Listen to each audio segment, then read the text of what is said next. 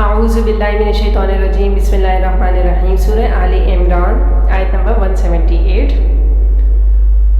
رکوع نمبر 18 اللہ تعالیٰ فرما رہے ہیں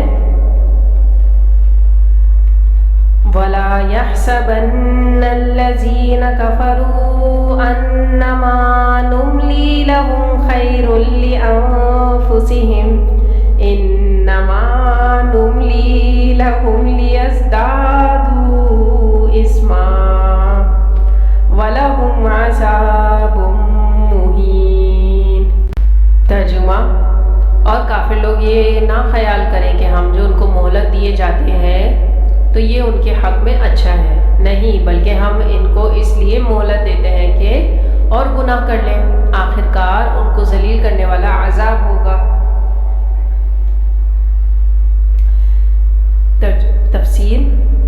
کافروں کو مہلت اس لیے ملتی ہے کہ وہ اپنے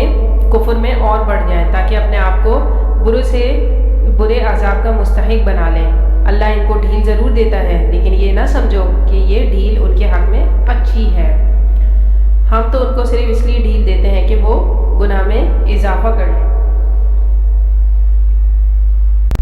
نیکسٹ آیت نمبر 179 میں اللہ تعالیٰ کہہ رہے ہیں ما کان اللہ لیذر المؤمنین علی ما انتم علیہ حتی یمیز الخبیث من الطیب وما کان اللہ لیطلعکم علی الغیب ولکن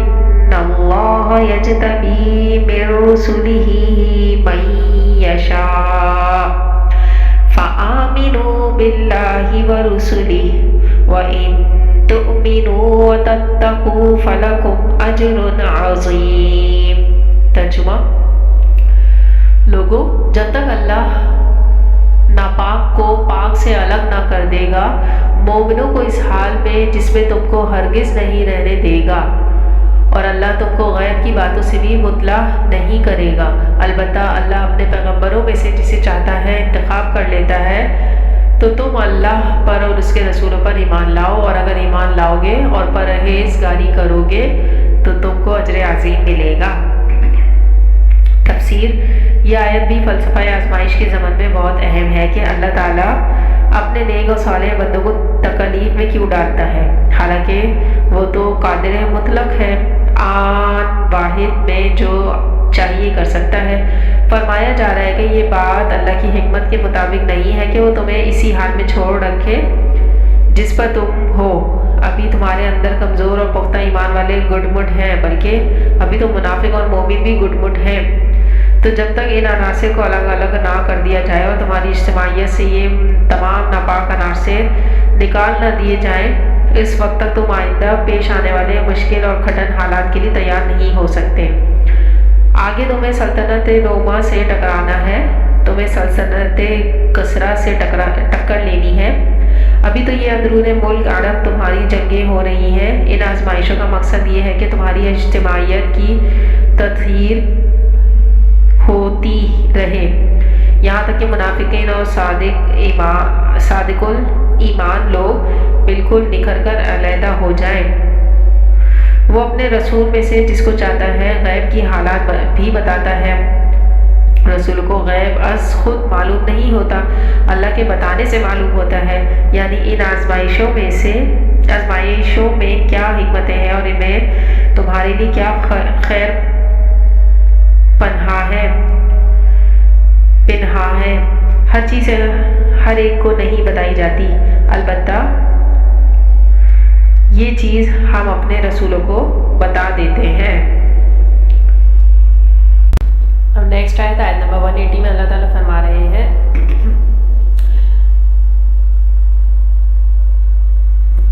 وَلَا يَحْسَبَنَّ الَّذِينَ يَبْخَلُونَ بِمَا آتَاهُمُ اللَّهُ مِنْ فَضْلِهِ هُوَ خَيْرًا لَهُمْ بَلْ هُمْ شَرٌّ لَهُمْ سَيُطَوَّقُونَ مَا بَخِلُوا بِهِ يَوْمَ الْقِيَامَةِ وَلِلَّهِ مِيرَاثُ السَّمَاوَاتِ وَالْأَرْضِ وَاللَّهُ بِمَا تَعْمَلُونَ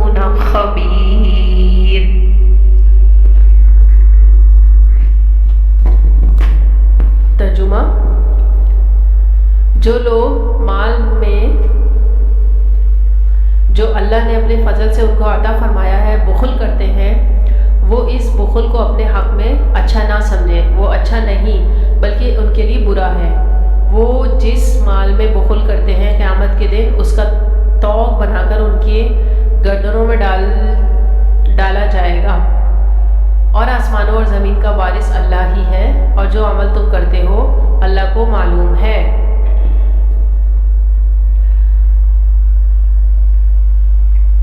تفسیر: ظاہر بات ہے کہ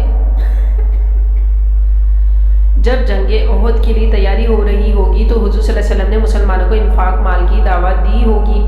تاکہ اسباب جنگ فراہم کیے جائیں، لیکن جن لوگوں نے دولت مند ہونے کے باوجود بخل کیا ان کی طرف اشارہ ہو رہا ہے کہ انہوں نے بخل کر کے جو اپنا مال بچا لیا وہ یہ نہ سمجھے کہ انہوں نے کوئی اچھا کام کیا ہے، یہ مال اللہ نے انہیں اپنے فضل سے عطا کیا تھا، اس میں بخل سے کام لے کر انہوں نے اچھا نہیں کیا۔ دنیا کا مال وہ اسباب آج تمہارے پاس ہے تو کل کسی اور کے پاس چلا جائے گا، اور بالآخر سب کچھ اللہ کے لیے رہ جائے گا۔ آسمانوں اور زمین کے میراث کا حقیقی وارث اللہ تعالیٰ ہی ہے۔ یہاں وہ 6 رکوع مکمل ہو گئے جو غزوہ احد کے حالات و واقعات اور ان پر تبصرے پر مشتمل تھے۔ اس سورہ مبارکہ کے آخری 2 رکوع کی نوعیت حاصل کلام کی ہے، یہ گویا کنکلیوڈنگ رکوع ہے۔